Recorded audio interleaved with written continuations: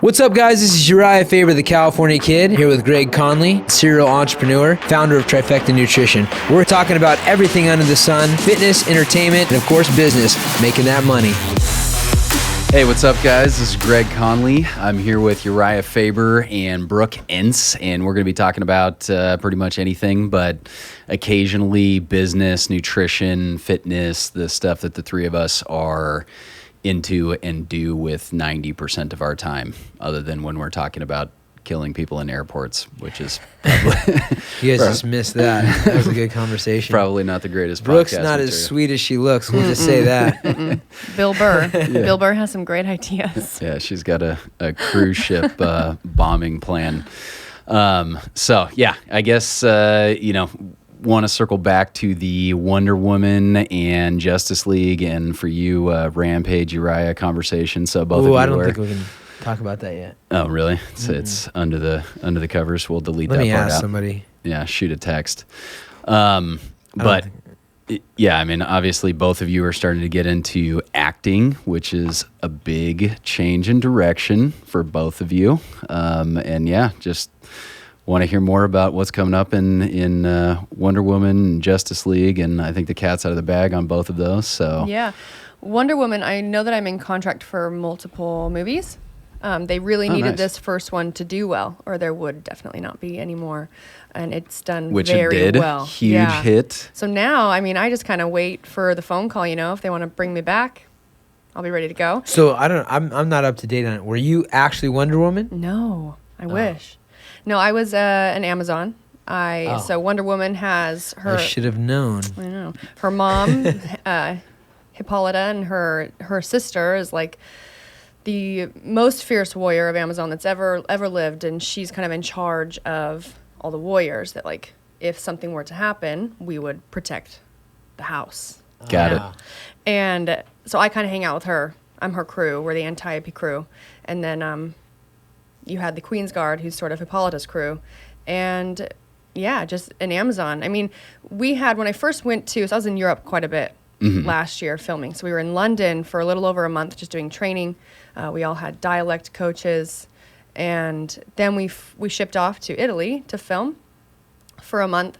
And a lot of it was just, we didn't really know what was happening until right before, and also because we're not working on a green screen, everything is based on, like, if they get the shot. So we would be ready every day. I'm, like, in the makeup chair 6 a.m.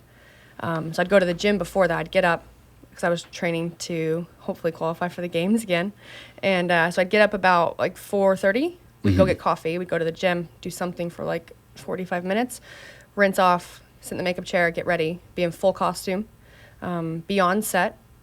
Majority of the time, we didn't do anything until... Sometimes we didn't do anything, So we're, like, on set waiting till, 5 o'clock at night, end up not doing anything. Or they pull us in at, like, 4, and we stand and do the scene. And then we do all the different camera angles. And then we would go de-rig. About 7, I'd go straight to the gym, train for an hour. The double days. Yeah, and then we would go to dinner.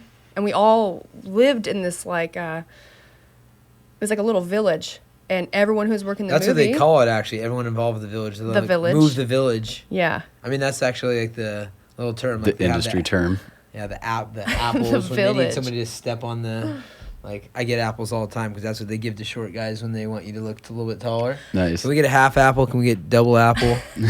I will say, surprising enough, I had to stand on a pedestal because some of the girls that were playing Amazons with me were all very tall. Oh, really? I was probably the shortest person there, which I was completely surprised by because in, like, my sport, I'm one of the tallest. Really? Yeah, or, like, average. Huh. Yeah, so Yeah. I'm actually curious, since we were talking about this before we started filming. I mean, it had to detract a little bit from Wonder Woman, the fact that you're, like, way more shredded than Wonder Woman. I mean, you got to be You're like, wait a second. Wait, which one has the superpowers again? Is it the skinny girl or is the one that looks like a superhero? yeah, I mean, Giant person. I don't know. I I mean, gotta I've definitely got a lot of, super flattering, for one. A lot of compliments of, like, we wish that you would have been that person, you would have played that role. And, like, what I have to try and remind people of, too, is, like, yeah, me too. but they also need all of these people to be able to act, you know? And unfortunately, just because you're a good athlete or you look the part doesn't mean you can act. But I will say, I'm taking acting classes, so. There you go. She's like Wonder Woman It's a step 3. in the right direction. After she dies, you move in and take over. I'm committed to becoming Lady Thor. Thor does become a woman in the comics, so. Wait Really? For the phone call. Really?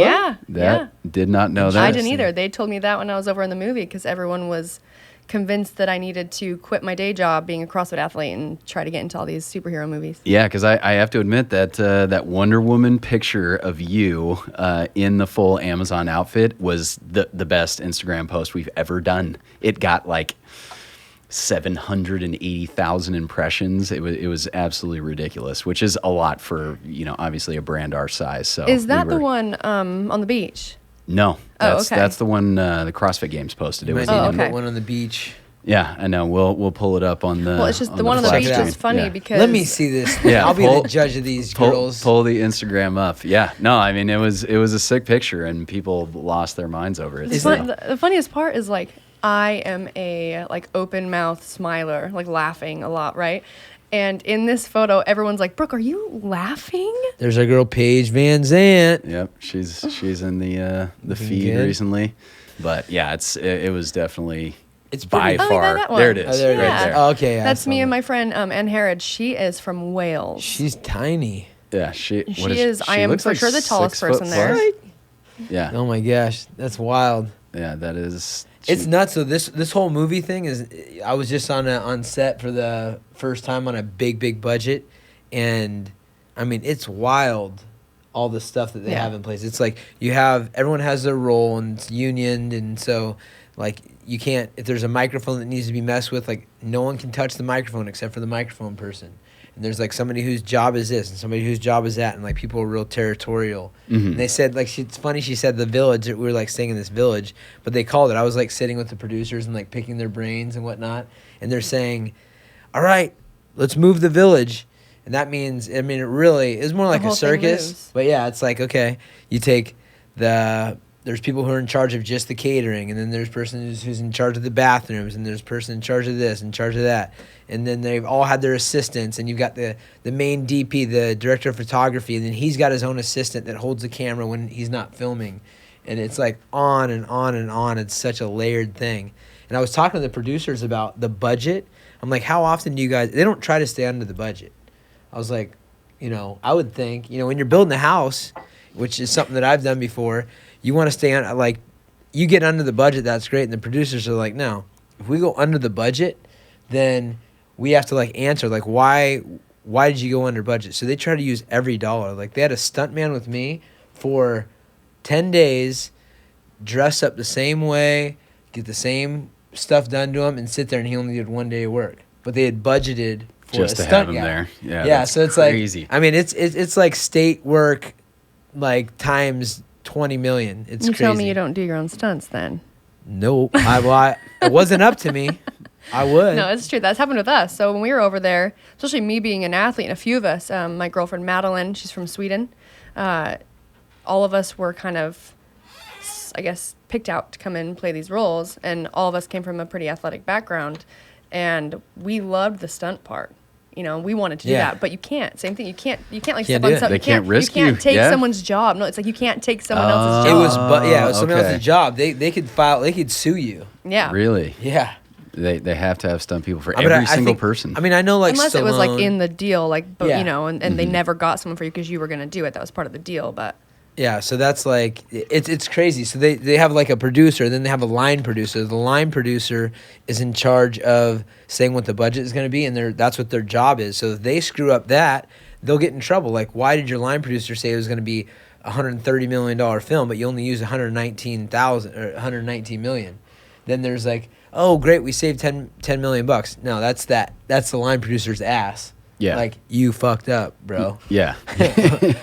You should have What are had you extra doing? stunt people So, and a light bulb guy Yeah. on site. Yeah. And so they're like, hey, well, all right, well, let's just spend it. We've got our makeup person. Let's do this. Let's do that. They make sure they use that every single dollar and hit the mark. Yeah, that's ridiculous. Yeah, it's crazy. How long did makeup take for you during Wonder Woman? Because I've heard some of those early setups are. I mean, you guys didn't have. Nothing was super elaborate. I mean, all of us all the hair, everything is wig or added. Like an hour and a half, maybe. Oh, so still a Yeah. decent amount of time. Yeah. Not like 6 hours though. But Well, when yeah. we started having to do like spray tans, we were getting tanned like almost every day. As you go. It was disgusting. This is so disgusting. Our hands and our feet. Oh my gosh. And like not in that outfit, in a different one, we had like a corset that was tied around, and it was on the armor, but it was like this plastic. And when we were in Italy, when we were in Matera, it was so hot, and we just would sweat all day. And they'd take it off at night, and we were fully green. Like it had like changed us colors. Dude, those spray tans, that's an issue. If you go to like the people watching Mecca is going to one of these like Arnold Classics or one of those things. Yeah, yeah. And those, I mean, it looks bizarre. It looks like you're in an alien world. Like everyone's got creases in the wrong spots and like dark spots. And like, it's like, well, at what point did this become like the most attractive way to do this fitness competition? And then the hotels have a big problem because it ruins all the sheets, ruins all the blankets. They stain the floor. And it just happened at our gym. Somebody came in with a spray tan, and I've got all my gym's all clean cut. It's like gray and whites and everything. And somebody came with a spray tan and just stained the whole mat. It's been like 2 weeks now with a big brown stain on the mat. It's not good. Which I know there was that fight a few days ago too. Oh my god! Hey, shit happens. Yeah. That poor girl. She said that. Who was it again? She's you remember? a girl from. I think she's from Denmark or something. Really sweet girl. I was on the Ultimate Fighter when she was. Coach Pettis was her coach, and I went on as a guest coach. She was the nicest girl. Always had trouble making weight and things like that. Was dealing with injuries. But she shit herself. I mean, talk about bad for the brand. Yeah. All the way around. I mean, that's not going to be something that she lives down. But she wore it. Yeah. She sent out a tweet. I just saw the tweet. Yeah, she and said it was shit like, happens. hey, Yeah. Thanks for the support. Shit happens, haha. I'll be back. Hashtag shit happens. You've got to. If you can make fun of yourself first. Yeah, you gotta be able to punch on that front. Just funny. accept it. No, that's I mean, of all people to have that happen, a cute young girl, that's unfortunate. yeah. But it is what it is. Defying stereotypes. Yep, exactly. No, that's what MMA and CrossFit are both all about. Yeah. You know, It's women like the and amount men. of women that I've seen like pee their pants in like a max lift. Really? Oh, really? Oh yeah. How many of those have had kids? The ones that I've seen have not had kids. Really? Yes, and I it's did not literally know that. amazing. There was one time, I won't even name names. Go for it. All right. We were at the ECC. It was in Boston a few years ago, and Hook Grip was there because they were doing all the photos. So the whole platform was set up with lights, so you could get these slow motion photos and all the video and everything, right? And I'm sorry, Lauren Fisher, she was up, and the light hit it in such a way that It was like beautiful. It was like full. It was a fountain. It was a full stream, and I kept thinking, like, how are your shorts? How is it coming through your shorts like That fast? that fast? That's Worst was, part. was this was like Oli platform stuff or during? Oli It platform, was like, beautiful. everything's dark. You're spotlit, and all the athletes are on the side because there's one person at a time. And Lindsay Valenzuela had to lift after, and they hadn't cleaned up the platform. Holy shit! Oh yeah, Ugh. and which Holy happens. piss. Yeah, I didn't know there was a crazy side to Olympic lifting. And like that. I've I never didn't seen realize. Like, I obviously thought, if you've had children, that would make sense. Like most women that I know that have had kids, like whenever we're doing double unders or box jumps or whatever, it becomes a problem. But I've met quite a few girls that do not have kids, and Letting it go. I guess you just you're She had to go. you're hanging on to so much that you had to go. gotta relax somewhere. Yeah. Oh my god. you got your abs, everything's all locked up. Yeah. That's No, pretty crazy. I just like everything's about perception, right? You're a good sales guy. You understand that. So you could have made that a beautiful situation that just happened. She steps out on the stage. Here she comes. She steps out on the stage, muscles rippled. As she grabs the weight, flies it over her head. A beautiful stream of fluid descends from her body. Or you could just say, "Oh, she pissed herself." That's crazy. I think it was a beautiful thing. The way I envisioned it was beautiful. No, you, little music. You in the played it background. up with the lights and everything. I saw the same thing. I was like, yeah, it seems legit. We should maybe add that to the event. Nice. Hey, we had something in college. It was called the Beer Olympics, and we had all these different rules. There's a 4-man team. You had one girl on the team. There was like, you drink out of a fish bowl with big straws. You had a flip cup competition. You had beer bong competition. You had all these different things, and it was only redheaded refs. So every ref they're all bright redhead, just because redheads are special. And then there was a vomiting for extra points. So if you had to vomit, you could run up to the line and up chuck, and it was for distance. And so that was extra points on top of it. So, I mean, I don't think a little peeing Pee on for it, distance. peeing for Pee for distance. I think it'd be. I don't know if it's for distance. I think it may be like Maybe arch. the arch, or like how did you do it? Like get people creative, So with that, you've got to tell us the craziest thing that's happened in the last. I mean, because this is an epic movement for you to move from the first gym to the second gym. Yeah. Have you ever had any crazy stuff like that happen in the original gym? Nothing with bodily fluids or anything like that. But there's been. I mean, it has been a growing in process. We've got, a brand new facility. It's 20,000 square feet.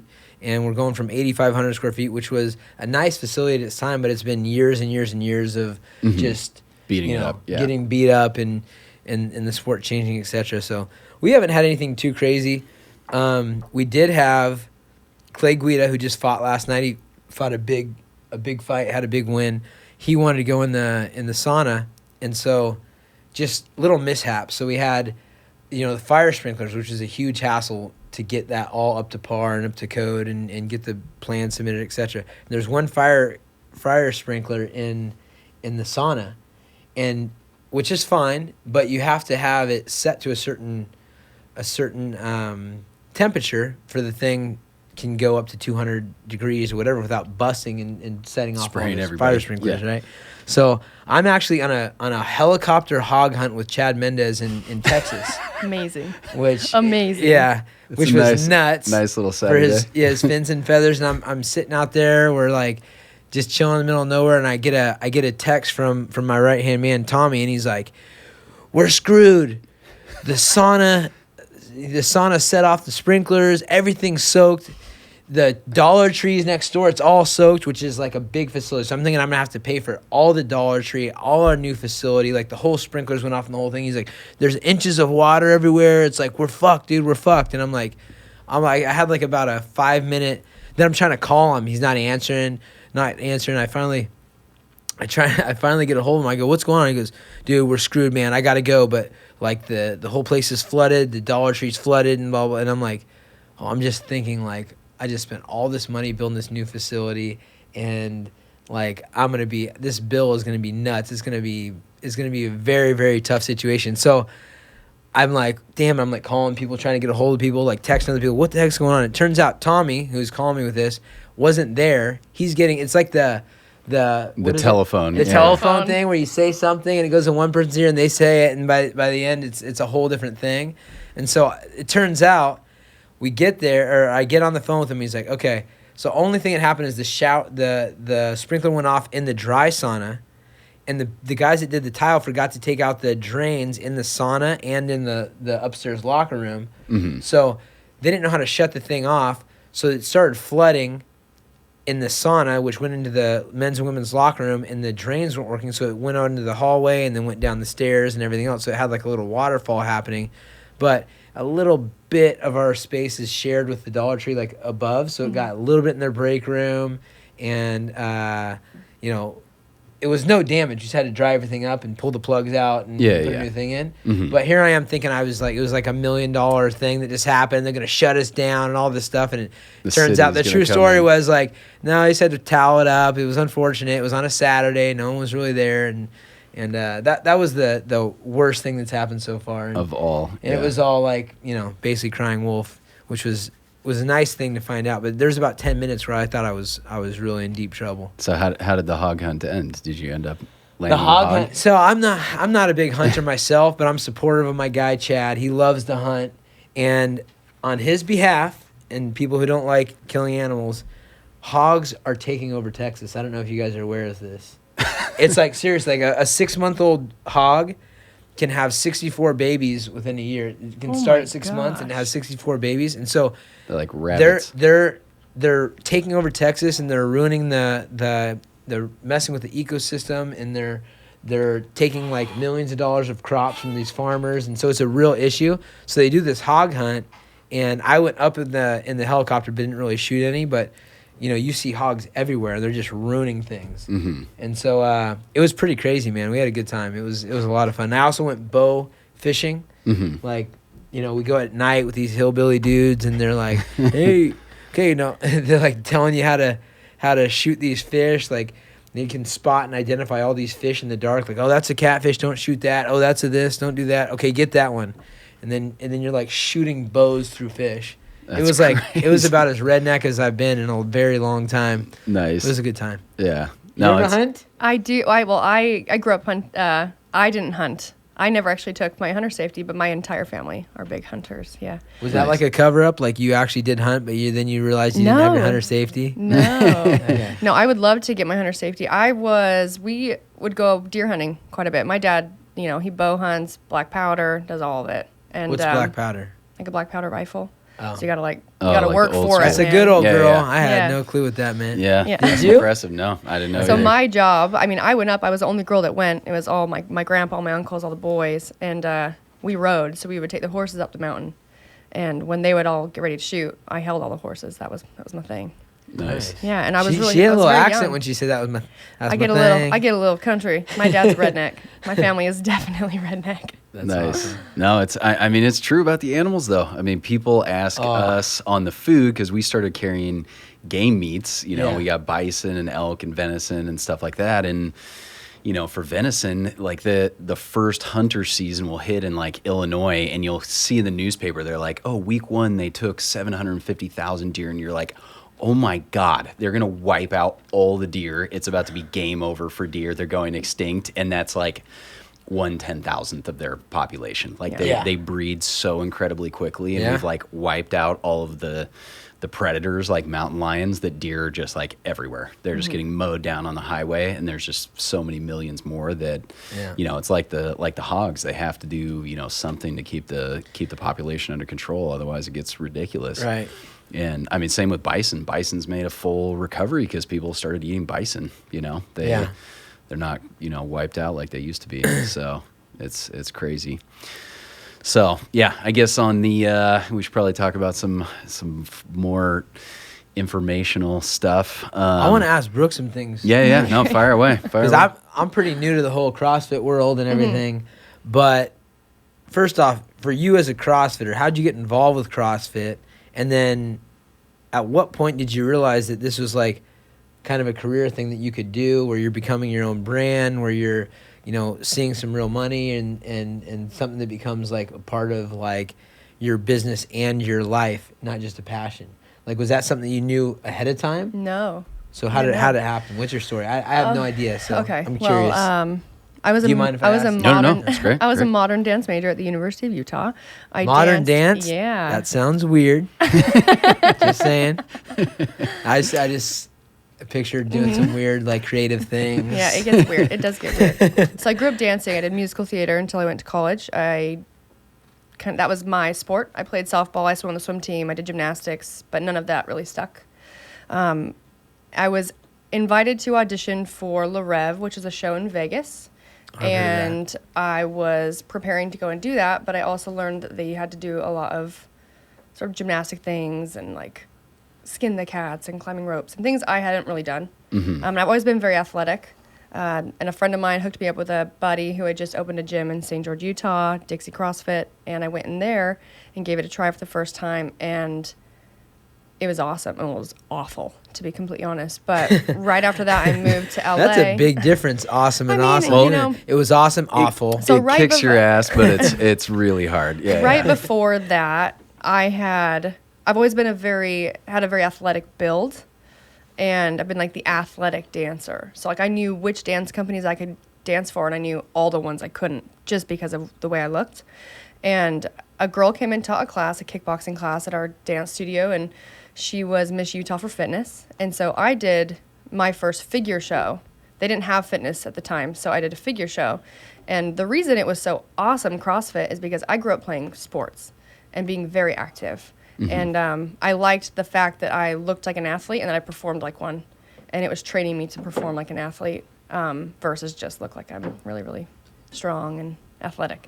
And it's awful because if you are competitive and you like the intensity, it hurts to get fit. It's not easy. It's very painful. It's painful on your lungs, painful on your body, but the payoff is awesome. And I started doing CrossFit. I moved to LA for the summer and I was dancing out there, and then I moved back home, and Ute CrossFit had just opened and I started doing CrossFit there. But it wasn't until, so that was in how old were you at that 2010. time? Okay. That was in 2010. I'm 27 right now. I turned 28 in August of this year. I was on their team in 2011, went to regionals. And after that, I mean, I was always a very strong athlete, but I didn't want to suffer. So I wasn't quite ready to compete on an individual level. And it wasn't until 2013 I decided, I mean, I was living in California. I was coaching full time. I was working at a coffee shop. I sort of had felt like everything I grew up doing and everything that I could have sworn that I was meant to do was just off the table, which was anything to do with entertainment. I performed. That's what I did. And that's what you wanted to do. That's all I wanted to do. I wanted to be on Broadway. That was my thing. The original. Yes. And well, you're kind of going at it from a different angle now with the absolutely. acting. Maybe it'll come so full circle. I would have loved to be dancing every day, but where I lived, there wasn't a lot of great adult classes. I wasn't in LA. I wasn't in San Francisco. You know, and it's like paying for gas to drive here and there. And so I decided, okay, I was at the CrossFit Games. I had been doing it, but pretty casually, and I just sort of decided to commit for a year. And I would commit for a year to training. I would do exactly what my coach told me. I trained by myself for a year, and I would just see what happened. So I went to regionals as my first time as an individual in 2014. I won the first event, and then I ended up finishing 6th. So I did a lot better than expected. And other than that, I just kind of, you get into this routine of your training and it becomes so priority, and 6 days a week, and everything, all arrows are pointing to this end goal of, like, for me it was regionals. And I just kept doing that. And along the way with me, I think just being myself and meeting a lot of people and training and getting better and being an athlete, it sort of started to just kind of push me into a position where I was building my own brand and I was creating this platform. And it was a platform which I'm very proud of because it's never been on anything other than who I actually am. And I get so irritated by, like, coming across, like, Instagram famous people that I'm like, who the fuck are you? Like, who are you? Or, what every do you picture do is for anybody like, in this world? Like, what are you doing? Are you doing anything to help kids? Are you doing anything to help adults? Like, I can do that too. I think sexy photos are fucking awesome, okay? But I'm also like, I can teach a class. I can teach people nutrition.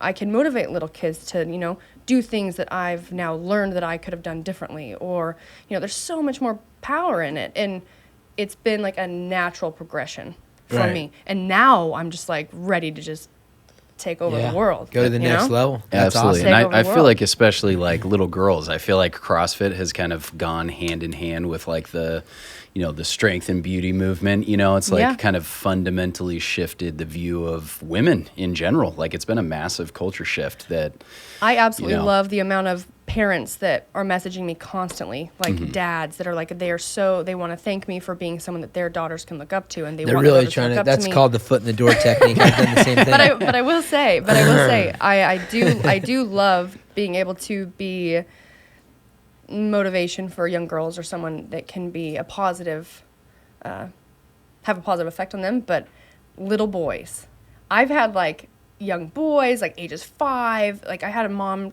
messaged me the other day that was like, her 5-year-old, he loves CrossFit, does it all the time, and he was watching The Fittest, and he told his mom that maybe one day she might be lucky and be able to be as fit as me, and I'm his favorite athlete. I've had like young boys come up and ask me about, like, tell me that they wanted to look like me, and they wanted to know how I was eating and training so they could look like me one day. And in that industry, what I've really started to notice is there is just so much women and men are on such an equal playing field.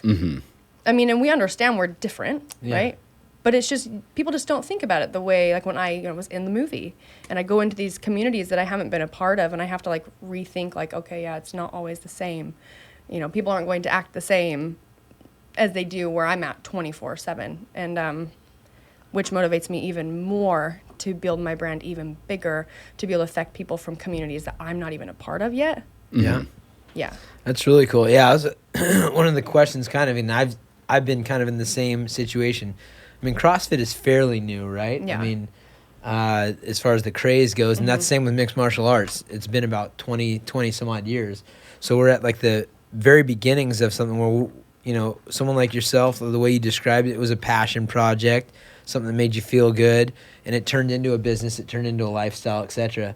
But now the next phase of things is the next generation, these young girls and young boys who they want to grow up and be a Brooke Ence and make that a goal as a little kid, while it wasn't really a thing that we could envision at that point for us. So it's kind of cool the way the world is changing and how, I know that I just met Jerry Rice yesterday at a golf tournament, and that was my dude. Like, I love football. It was the Niners. It was, Joe Montana, Jerry Rice, Roger Craig, Rathman, all these guys. That was my role models, and meeting him was friggin' awesome.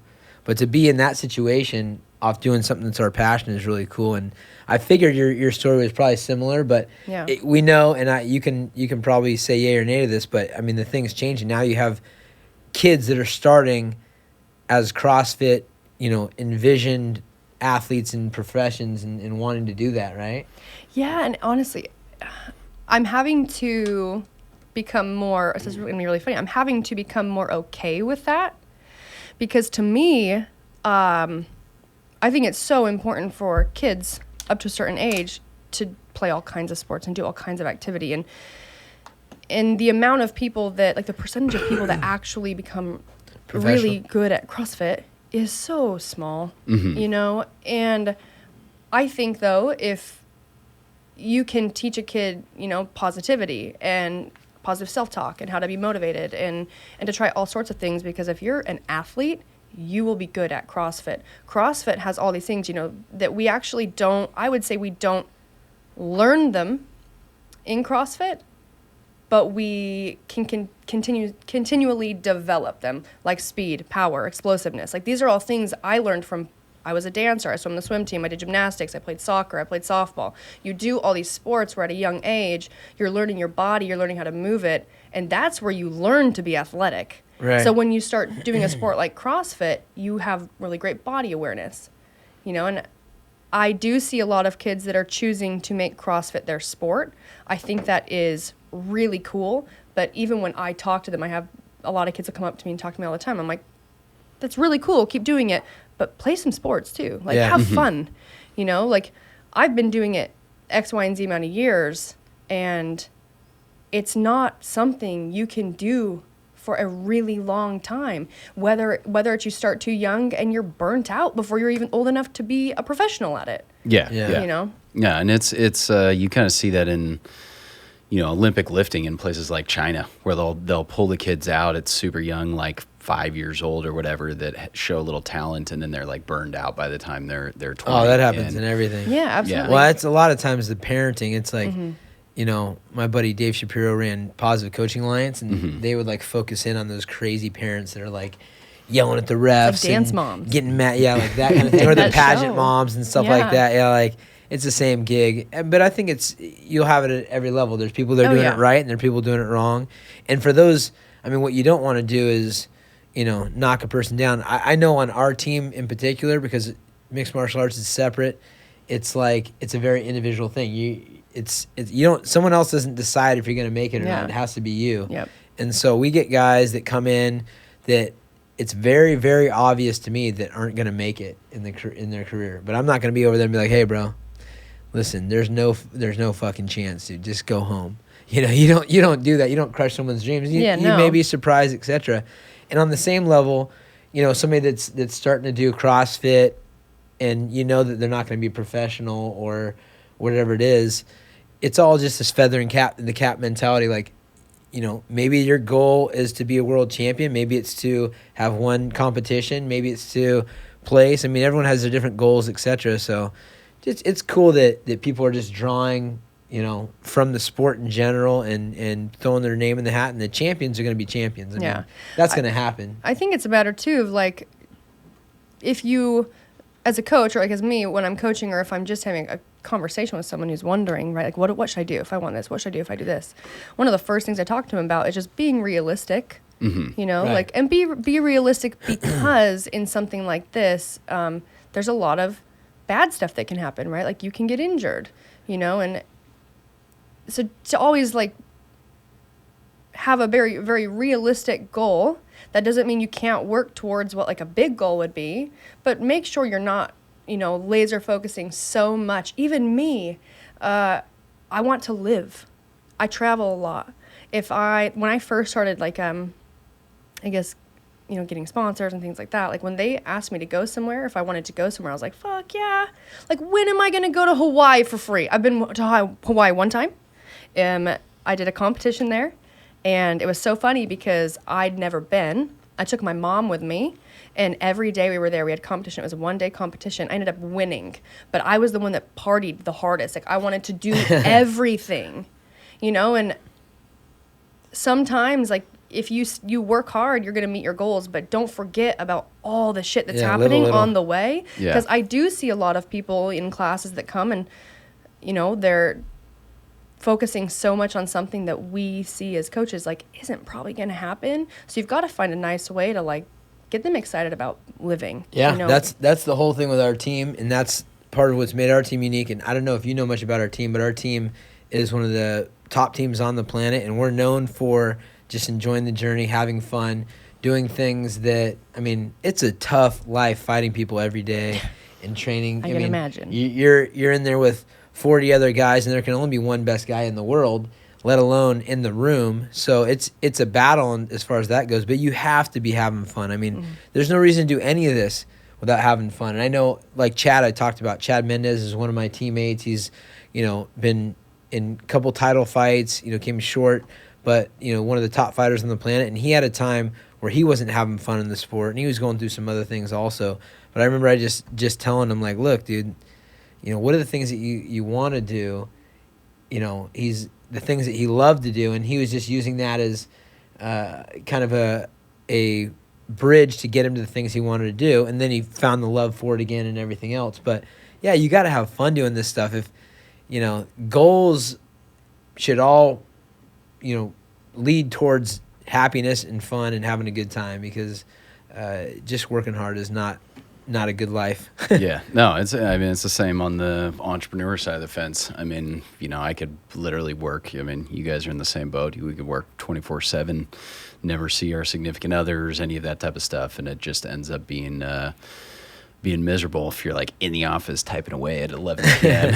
and then you like realize you're like, oh, I'm gonna go home and go to sleep and like wake up at 6 and train and come back to work. You know, like that's gonna become my whole life. And you know, we happen to obviously love what we do on a, you know, day job type stuff, but there's still, I mean, you know, there's like chores you have to do, like grind.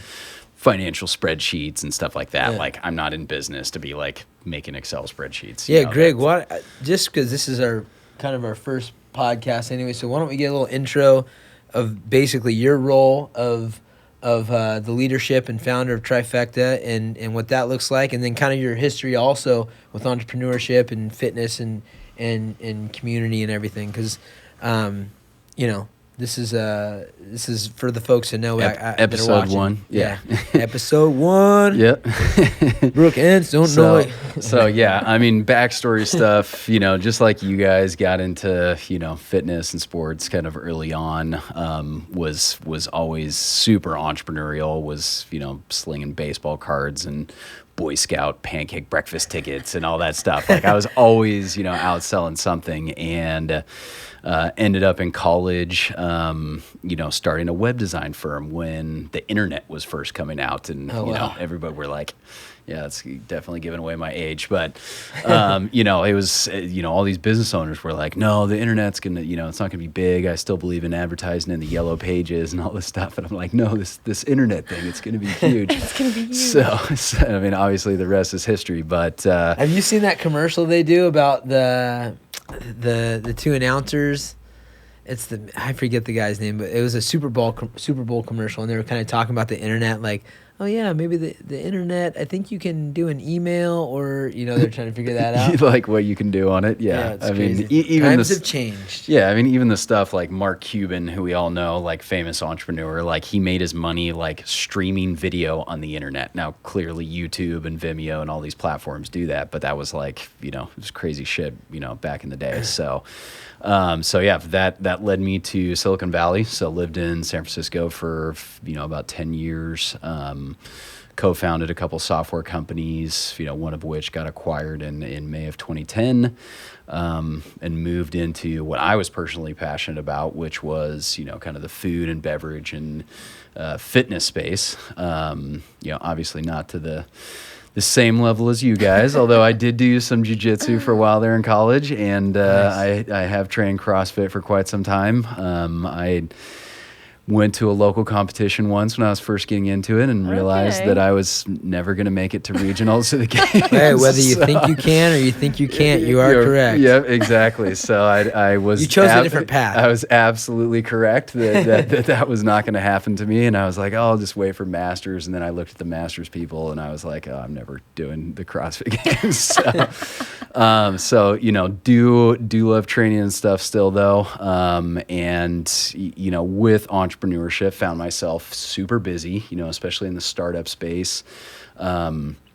You end up with a lot of late night, pizzas coming in and, beer and whatever it is to keep the team happy. And had started doing a lot of meal prep, but it was just a massive pain in the ass. And we had partnered with the Paleo diet, which, around 2014 was, one of the bigger diets out there. And with the partnership with them, ended up, launching Trifecta. We had like a couple meal plans to start, and it just absolutely took off. We talk about it a bit, but we're now a little over 22 months old. We've grown, over 23,000% now. It's crazy. It's wild. We're probably top 20 fastest growing companies in the country. Definitely in Sacramento, which is pretty wild.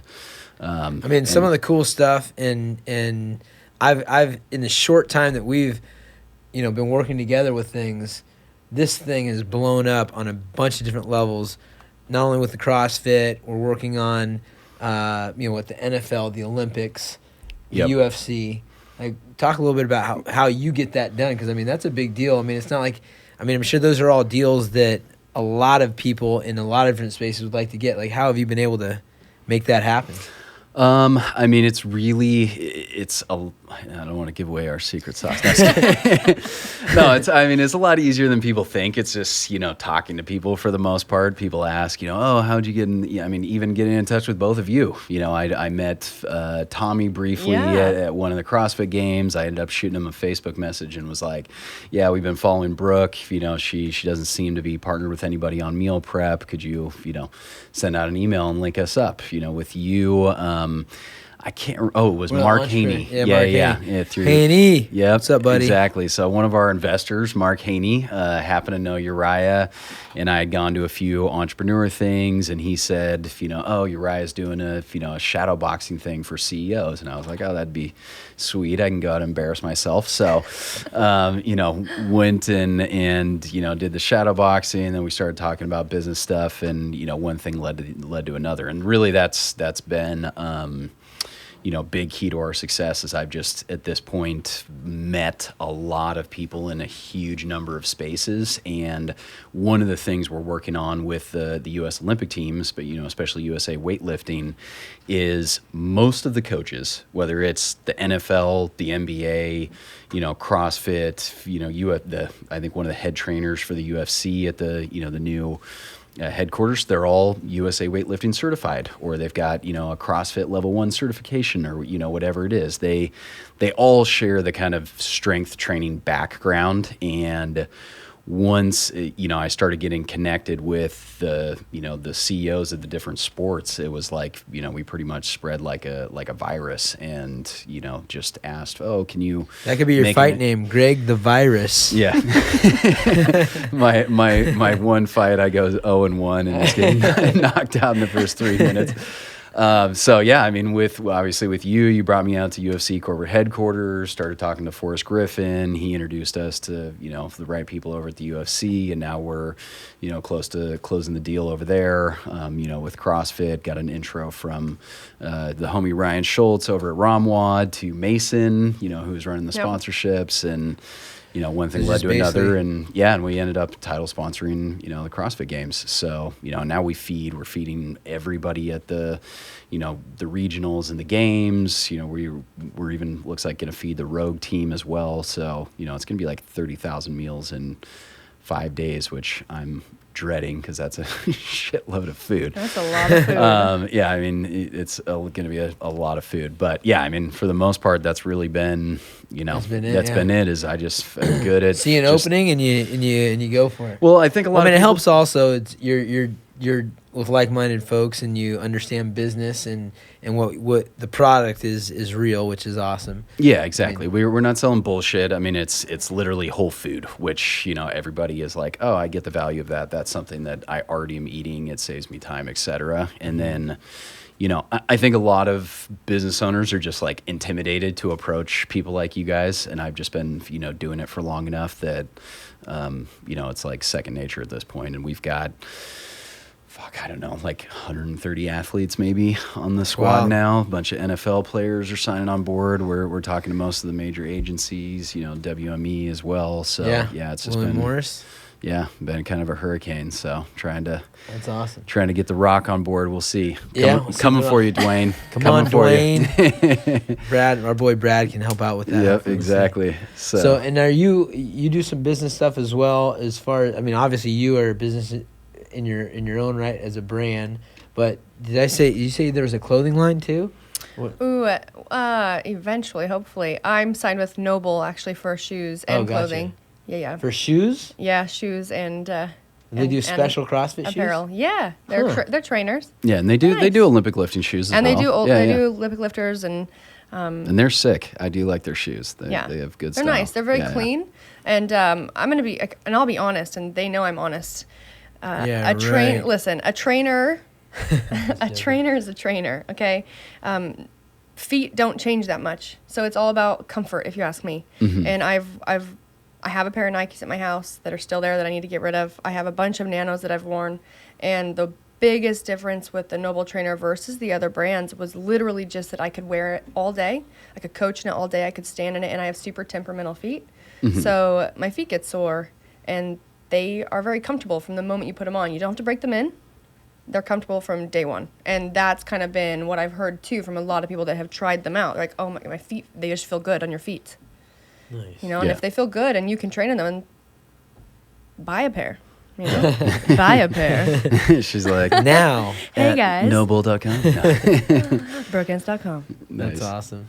That's cool. Yeah, I'm getting more into the business thing, and I've always been the type of person that I look ahead. I like to see what I'm going to be doing 5-10 years from now. I don't, I'm not, even with like sponsors and stuff, like I don't really necessarily care what you can give me right now or today. I want to know, like, what do you see me doing down the road, and how are you going to help me get there? And hopefully all of their view of my future is much bigger than what I have in mind for myself. So, yeah. Nice. Now, what gym do you train back home out of? I'm in Santa Cruz, California, and I'll primarily train at CrossFit headquarters, but I do train at CrossFit West Santa Cruz. It's right in town there. And would you ever want to do your own gym, you think? Is that something that I would partner with someone on it? Yeah. I would absolutely open a gym. And in fact, I have this vision of opening a massive gym in San Francisco and connecting it with like a killer coffee shop. I love coffee. I love coffee culture. Mm-hmm. And kind of having sort of like a corner building where down one side is where you enter the gym, other side is where you're in the coffee shop. There's a doorway to enter from the coffee shop into the gym. You're going to love my gym. I can't wait. Describing my gym. And have all the things that like really nice fitness facilities have saunas, really great locker rooms. What's nice about CrossFit gyms, what a lot of us like, is if it's gritty, and it's like it's kind of grungy, and we like that. But I also think a lot of people love to go somewhere where it's clean and it's upscale and it's nice, and you can go to the ladies' room and get in the sauna and relax, and have a coffee next door, or where they might do like protein shakes too. And there's a lot of CrossFit gyms out there, and you have to have funding, so like that would be a big goal for me, to be able to connect with like all my favorite coaches that I know would run an amazing gym, and a gym manager. I already have one lined up. He's ready to go, and one day when I'm ready to go. So for all you investors, please also email. BrookeEnce.com. BrookeEnce.com. Brooke@BrookeEnce.com. But That's yeah, awesome. so one day, but Yeah. I like to dabble in a lot of things, but I would not want to run a facility. Have you ever read the book, The 22 Immutable Laws of Marketing? Mm-hmm. Yeah. That's a good one, right? Yeah, yeah. It's just real easy to read, but it has some like basic common sense things that you're like, oh yeah, but one of the biggest things is, if you're not first, be different. What would be some ways? Maybe don't put out all the secrets, but if you could think of a way to make your gym a little bit different in the CrossFit space, what would it be? Would it just be clean because most of them are grungy? I don't know. I haven't been to many gyms. Don't tell him he's going to copy it in his gym. So what was it you thought again exactly? I think that I don't pay attention to a lot of the gyms that are out there. There are a lot. They are growing very fast. But I do think there is value in having some different types of fitness and classes within the building, instead of just having CrossFit. Gotcha. Some people might hate me for saying that. She's again describing my gym. Little do you know, I've just been looking at the gym, planning. Well, I can see that. But yeah, I think that it would be great to have some sort of like a kitchen. Someone on staff where people could kind of have like trifecta, right? Like I could go to my gym and I could go there, and there's somewhere where I can get food right there. If I'm coming before I go to work, I can get my breakfast, I can go to work and grab my lunch, shower, hang out, do homework, take a class. Maybe you want to do more of like, you want to do yoga or you want to do Pilates, and they have Ramad, they have all these programs. And in a CrossFit gym, and even in my own programming, I have the hardest time doing recovery or like mobilizing, because I have so much to do that takes a lot of time and I'm exhausted, right? So like the last thing I want to do is mobilize. I just want to go home. But I do spend a lot of time in the CrossFit gym because of the community, because I have a lot of work to do there. So to just be able to have more things there that people value but maybe can't always afford, separate from something else, right? Gotcha, That's why people like 24-hour fitness or like these fitness, because they get a lot, Right. but what they don't get is a coach, what they don't get is a program, what they don't get is the community. You're there by yourself. So to be able to sort of bring some of like the luxury stuff to an affiliate Would be different and best better. of all worlds. Yeah. Plus you'd have a famous actress / world champ fitness woman in there. That's different. There's only one of you. Yep. So that, There is only one of with me. your name on there. Yeah, no, that is a big piece, and yeah, I think that for a lot of people, the coach element is huge. Like when I first started doing CrossFit, I had been doing fitness for years, and I was Yeah. like, I know how to bench press, and and I went in there, and they were like, you're doing it wrong. Like you're totally going to injure yourself. That's why you keep fucking up your shoulder. So yeah, I think that training aspect is absolutely critical. And I mean, do you guys have coaches for? I know you do for the MMA stuff, but No, yeah, all over. I mean, we have exactly that. So I had an opportunity to build a relationship with Mark Mastrov and Jim Rowley and Adam Sedlock. These are all guys that were like the gurus of the fitness world from a business standpoint. yeah. So 24-hour fitness, Crunch gyms, they started, Mastrov started 24-hour fitness, sold it, and now he's got, hard candy with Madonna, and he's got, Nash's gyms out wherever Nash is at, and he's got, now he owns His the VC firm. Yeah, and the all that, UFC gyms are all his. I mean, he owns the brand for the UFC gym, etc. So, our personal training is a big part of the business. The unique side of my gym is, there's a lot of unique sides of it, but it's basically, first and foremost, it's based on mixed martial arts. The culture is mixed martial arts. We house the best team on the planet where they work in the same space as general folks, but then we offer all sorts of other cool stuff. We have CrossFit, we have TRX, we have yoga, we have Pilates, we have Zumba, we have cardio kickboxing, and then we have the traditional martial arts like Brazilian Jiu-Jitsu and wrestling and Muay Thai kickboxing, and then the blending of it all. So I actually was going to ask you about that. Didn't you guys win best team? How is that ranked? Is that by how many wins you guys have on the team? Well, or there's judges or? Well, that's all based on the MMA awards, and I'm not sure how they do it. I think they have a panel of judges and they take votes from the public also. But as far as building talent from the ground up, I mean, it's very hard to find somebody that has done as much in as little time with homegrown talent as we have. Mm-hmm. So that's part of one of the things that helped win us the best team on the planet award. But I think the coolest thing, and just like Brooke was talking about with the difference between a 24-hour fitness and a gym that is has a community is that culture. Mm-hmm. In business, and it's funny because we were talking about, when we get this next fund of funding in for the team, you're like, we're going to do all sorts of cool stuff for the culture, for the team culture. We're going to be throwing pool parties and doing, And we just had our first big pool party last Friday. Oh, thanks for the invite, man. It was a rough one. You were hog hunting in Texas or something like that. Yeah. That's right. So, but anyways, I think that culture of our team has been in a fight world, has been something that comes from leadership. I mean, we don't allow bullying. We make sure that we're not one person's not trying to take all the credit. We're uplifting and making sure the environment's fun and doing cool things on the outside. So I think, in my opinion, that mentality is what has made our team the best team in the world. Mm-hmm.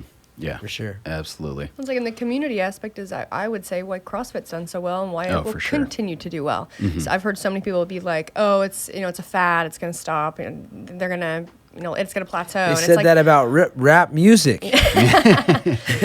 But people go there for so much more than a workout. Mm-hmm. It's a community thing, and just relationships with people. A lot of even people that are a little bit older, or maybe they're single, or wherever you are in your life, maybe you don't have people you can really connect with at home. It becomes an escape. It becomes somewhere where you can let go of things, or deal with stress, or have someone to talk to, or have someone to literally just hang out with you and not have to talk to you about something that maybe everywhere else is talking to you about it. It's very healthy. It's a very healthy community, and it allows a lot of people to flourish in their life and become the better person maybe they've always wanted to be but didn't realize that they could. And it's just by being around good people that all have a really common goal, and you're all working hard for something and living a healthy lifestyle and partying. You know, CrossFitters party hard and they train hard. It is actually amazing how much they party. Like the box amazing. that I was going to in Long Beach before I moved up here and started home gymming it's I had two sets of friends, my regular friends that I was friends with outside of the box, and then there was my box friends, and we would go out and get drunk and do dinners and all that type of stuff together. It was completely disparate backgrounds amongst everybody. There were people hanging out that were 55 and people that were 21, but it was still it was kind of wild to have. You don't even know each other's age really in a CrossFit gym, unless it's you can literally tell someone's either a total senior citizen or it's 12. Yeah. Oh, totally. My best friend, she's 47. I need to get 27. invited to one of these parties. Yeah. I'm missing out. Uriah's we do a little partying around. He's turning 21 this year, so he'll finally be able to drink. Retired time. Life. About time. Nice. So yeah, we've been going for a hot minute. How are we doing on time, guys? An hour. I think that's I do want to get some footage with Brooke and Uriah and everything, training and stuff. Okay, cool. Well, we will wrap it up here. Episode 1 of the Trifecta Podcast. We'll come up with a good name for it after. Yeah, we'll come up with some names. Yeah. So thank you guys for checking it out. And you can download it both on YouTube, SoundCloud, and iTunes. Thanks, and if guys. you see it, let us know who else you'd like to see as a guest on this show. We've got connections everywhere, thanks to this guy's mouthpiece and the folks we know. So NFL, movies, the fight world, you let us know. We'll get them here. Yep. Love it. All right. Thanks, guys. Coming back for episode 2.